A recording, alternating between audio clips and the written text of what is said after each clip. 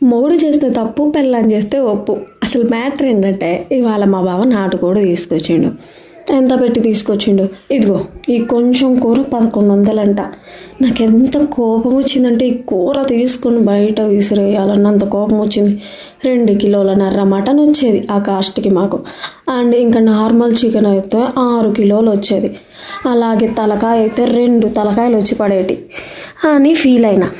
ఏమన్నంటే అది నాటుకోడి కాదా, ఏందో విచిత్రంగా మాట్లాడతావు, అట్లా టప్ప కూర అనుకున్నావా అంటాడు మా బావ.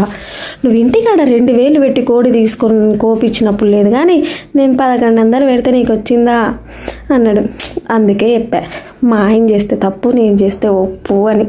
2000తో పోలిస్తే 1100 మేలేగా. ఏ మాటకు ఆ మాట అబ్బా.